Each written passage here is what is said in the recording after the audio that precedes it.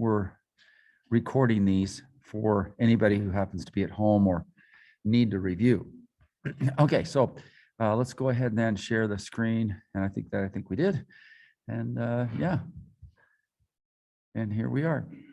Okay, so where we left off is we're entering in a new phase of Greek history. And I gave you like a 20-minute, and trust me, 20 minutes is not enough, on just to give you a taste of the philosophical changes that are coming out of Greek thinking.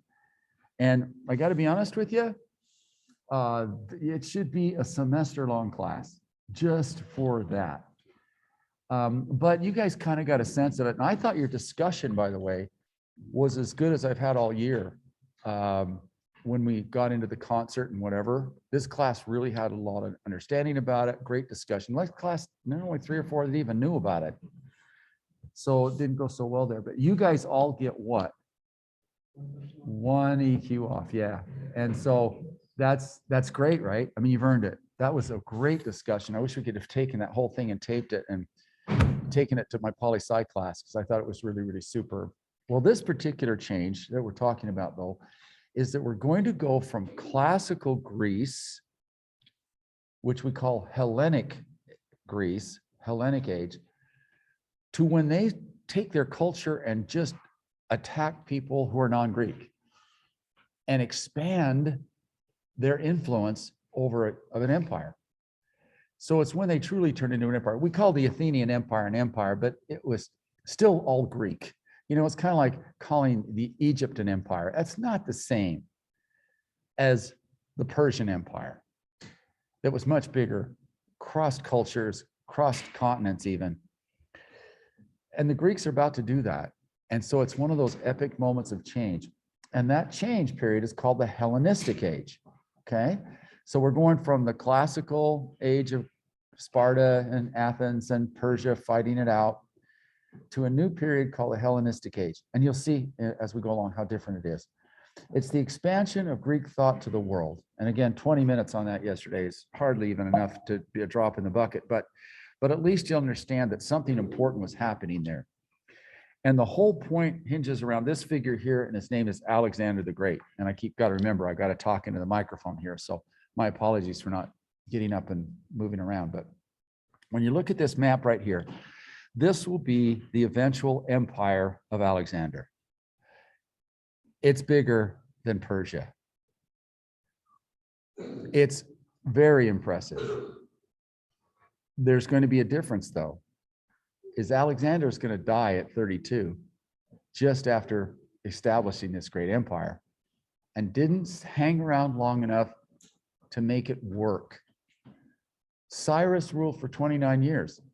He was able to solidify his rule. Ramses II ruled for a long time. One of the prerequisites to really make things stick is that the founder should hang around long enough to make it stick. So despite this incredible military campaign, kind of unprecedented in human history, it's all going to fall apart rather quickly, okay? Got a little video on here, we're going to talk about it, but Alexander initiates the Hellenistic age. This is the Greece his father inherited. You can't really tell the story of Alexander unless you tell the story of his dad. Now, I don't know if you know this or not, but Persia's still there. I mean, look at Persia's still controlling most of this coastline. Here's the Colossus of Rhodes. Most of the ships probably came from Persia that they were trading with. And these islands and this, they kind of formed up into a new league called the Corinthian League. Corinth became kind of the big city right here. It's on the Peloponnesus between Athens and Sparta. Sparta remained independent, but everybody else, including Olympia and all of that, in this central part and many of these islands created kind of a new Delian type style league. Thessaly was a little independent. Mosilla was also. But up in the north, which had twice had been taken by the Persians, a really strong kingdom emerged, Greek, called Macedon or Macedonia. The thing is with these guys is these are your country cousins. Think Idaho, right? More off into the sticks, so to speak, from, say, civilization for a long period of history. But the thing is, the population was growing. They were tough, they were strong, and they were tired of being run over. And they got a ruler, Philip, who wanted to bring the culture of, say, Athens and Corinth and so on to his cities, Pella and these other cities you see here, and make them as co-equals, if you will, no longer in the backwater, no longer looked down upon by their fellow Greeks as being way up there in Hickville. And he also was a brilliant military organizer. He took the idea of the phalanx, like you saw the Spartans, shoulder to shoulder, shield to shield, spear to spear. That formation, he enhanced it. He lengthened the spears by a few feet. He got deeper, 16 deep, trained like you wouldn't believe in these blocks that could be flexible. Then he added heavy cavalry, which the Greeks were not famous for. That's like the kind of cavalry that you'd see in what's the period? The Middle Ages, right? Where you have armored horses. And these were the ones that would trample you. The British, I saw this, I actually saw one of the royal family out when they were practicing. They still have a royal cavalry in England. All the horses are black. They are about twice as big as the horses you see here. Take a quarter horse, double its size. They were bred for this. And when they charge 500 of them together in this period, it's like a wall running over you. So that would be your heavy cavalry. Then they had lighter cavalry, which were just meant to be faster, more hit and run. And you put all this together, and he was able to consolidate a rather large kingdom here. And his trade started to go well. He wanted to achieve the cultural greatness that the rest of Greece was experiencing. And that's when he hired Aristotle to come up. I mean, the man had money, the man had vision. And then one day he decides to just unite all of Greece under his rule. No other Greek army could stand up to him, except the Spartans were still strong. After he conquered all of Greece, Philip sent a little message down to Sparta. Said, hey, you know what? I've conquered everybody else. You're next. And here's how he worded it. Ready? Listen carefully. If I have to come down there, young man, you're going to be in trouble. That's not exactly what he said, but it's a similar sort of thing. If I come down there, you're going to be punished. Just surrender now. Be part of our expanded Greek thing. I guess at this point you could say it actually started to look a little bit like a country. And the Spartans, in their own way, wrote back, and here was their answer. If you think you can get down here, you go right ahead. One word, if. If I have to cross the Peloponnesus and come after you, okay, if you think you can do it, go for it. It was the kind of response you guys remember when the Persian commander said, our arrows will darken the sky. Then we will have our battle in the shade. He left him alone. It was the one group he didn't go after, probably saying that the casualties would be very high. He would have won it, but it would have been at a heavy cost. Who knows? Who knows why he didn't do it? But everybody else was now united under Philip's rule. So that's kind of important. The rise of Philip II of Macedonia. Obviously, there had been a Philip I, but this was the guy that really got it done. Here's the dates, 382 to 336. He would have 3 potential heirs. The youngest was Alexander. We should actually have this in reverse order. Philip III was supposed to take over. Ptolemy the first, Soter was be next in line. But different things happened. Then they passed away or something happened.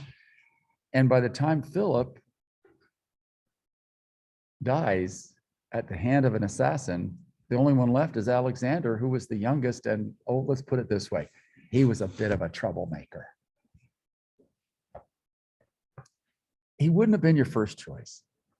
Now, here's something that happens that's kind of weird. When Alexander was a young man, let's go back to this map. Thebes is right here. Here's the city-state of Thebes. In order to create an alliance between these two so that they won't attack each other and they'll be friends from friends and friends, friends forever. They sent Alexander down as a hostage. This happened a lot.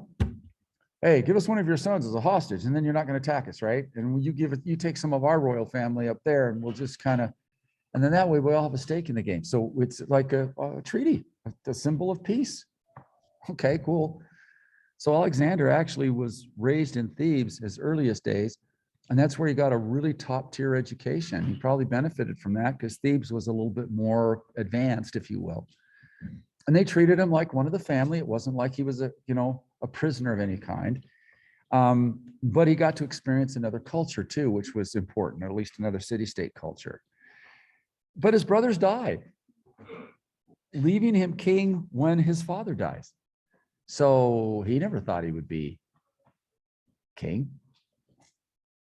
But what he's going to show is unprecedented military skill.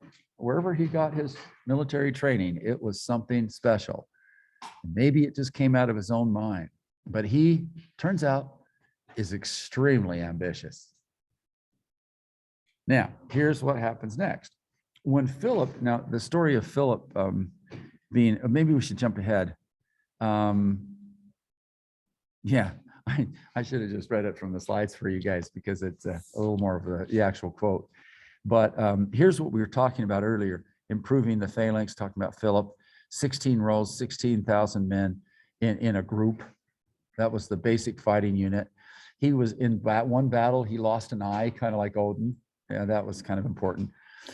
He allied himself with the city-state of Olympia by marriage. Olympia was the name of his wife. He captures Aslan, Thessalonica, so on, all of that. Anyway, that's the point is he wins all these battles. And then let's jump to this. Philip II of Macedon, you're advised to submit further without further delay. This is to the Spartans. For if I bring my army to your land and cross the Peloponnesus, I will destroy your farms, slay your people, and raze your cities. Raze means tear them down stone by stone. Spartans reply, if. Anyway, just love that story. So we'll repeat it. Now, here's what's going to happen. This is a little premature, so I'm going to skip that and we'll come back to it. All right, now, Philip II of Macedon wanted to take the combined strength of Greece and attack Persia instead of waiting for Persia to attack them. That was his big goal. His title was hegemon. He wasn't like emperor of Greece or anything like that. It was hegemon, a person who controls the whole thing. Hegemony is a key word. Listen to me carefully. It's a big word that you need to learn. Hegemony, where you control a particular area. For example, the United States has hegemony over the 50 states and the territories. Hegemony, right? If we go to World War II, for a time, Germany had hegemony over most of Europe, Napoleon, right? It's a really key word. He was called the hegemon, and he had hegemony over Greece. Now, this is good because that means he can pull troops from each of these city-states and create a grand army to invade Persia. But before he can do that, he had a bodyguard, and there are romantic things going on in the background, which are a little too complicated to explain. But nonetheless, one of his bodyguards actually stabs, one of his trusted people, stabs him in the back. And it was apparently planned because he fled with associates who were quickly hunted down and obviously put to death. He was then buried in a great ceremony, and then people just, by the way, forgot where the tomb was. About 40 years back, some Greek farmer, somebody found it. And archaeologists were able to dig it out. And we actually have, it's kind of like a Greek version of Tutankhamun here. One of those rare moments where the antiquity survived underground for all those years. Okay, so at any rate, the point was, though, in this tomb that now we've uncovered, out of this assassination attempt comes one surviving son, or at least the next surviving son after two had passed away. This mosaic was found, I think, in Italy, in Pompeii, I believe, as a mosaic on a floor of a home, I believe. I want to say port area, but I think it was a home. I'm not exactly sure, but I think it's Roman. But we actually think this is maybe the closest depiction we have of what he actually looked like. We're not sure, but if there's any evidence of actually what he looked like, because nobody did a statue of him, right? We don't really know, but this may be kind of what he looked like. Certainly he had the uniform on. There's his horse. Here's Alexander the Great. And we were saying, why are the Romans making a fresco? These are all little tiles, you know, that you put together to make the image, you know? You guys have done that, right? Pixelation. At any rate, everybody will admire this guy through history. It's like every single Roman leader wants to be the next Alexander the Great. Napoleon wanted to be the next Alexander the Great. Right? I mean, you go through history, it's like General Patton, Alexander the Great. He becomes such an important figure from this point on that it's just, it's hard to recognize how important he was. He, city after city after city after city around the world carries the name Alexandria, including Alexandria, Virginia, which is just outside Washington, D.C. Now, here's what happens, though, that kind of sets a mythology around the leader. So in other words, when you become king, guess what? They go back and rewrite your history. And in this particular case, apparently, the night he was born is when Herostratus decides to burn one of the seven wonders of the ancient world, the Temple of Artemis, down. The Temple of Artemis at Ephesus, I can show you where Ephesus is on the map here so you can see. It's right here, okay? It's where Paul would write the Ephesians, right? So that particular place. Okay, so this is one of the seven wonders of the ancient world. Took 120 years to build. Remember, this guy wanted everlasting fame, so he decided to burn this temple down. Apparently, Alexander the Great was born the night the temple of Artemis of Ephesus was burned. His mom, Olympias, said that, you know what, Philip wasn't this kid's father. Zeus was his father. He's part God. Oh yeah, wait a minute. What's the guy in Homer that had this kind of pedigree where he was dipped in a river? Yeah. Alexander would want to be like Achilles, an undefeated warrior. He would be inspired by a story like that. Now, his first instructor was Leonidas, who was strict. He didn't like that much. Then Aristotle takes over. I told you about the spy story, right? Where he's trying to teach this kid not to be excessive, to be a ruler who, you know, doesn't waste and doesn't live the high life. He lives in a moderation life. That was the philosophy of Aristotle, all things in moderation. And when he's wasting the spice, right? Well, Alexander the Great, and we're going to go here back to the map. Let's see. I need to get to this one. When he comes down this coast and conquers this city called Tyre, that's where that spice came from. And kind of as an in your face to Aristotle, he loaded 15 tons of the spice onto a boat and sent it to Aristotle.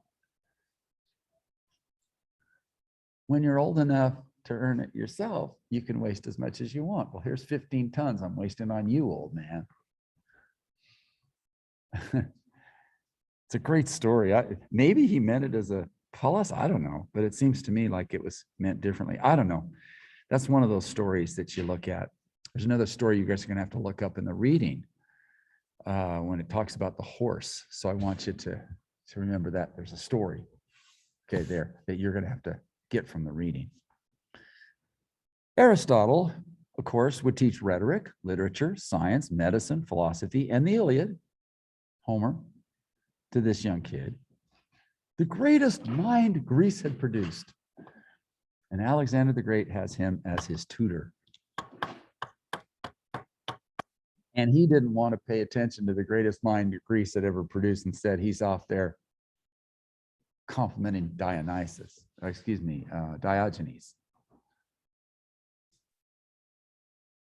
It's interesting. It really is. He's an interesting character. Okay. All right. So now we're looking at 336 BCE. Alexander's only 20 years old at the time, only 20. As soon as his father dies, the rest of the Greek states rebel again. They said, the hegemon is dead. We're going to break away. He has to take his dad's army down and he has to defeat them one more time. And he defeated, the first big victory was against an Athenian army. That was easy. And even the Spartans would submit to Alexander. So now he decides to invade the Persian Empire. And he's going to spend the next 13 years fighting. 2 years in Greece and then 11 years in Persia. One of the longest campaigns in history. Here it is. Now, at this particular point, I'm just going to stop the share just a little bit there and go ahead and let this one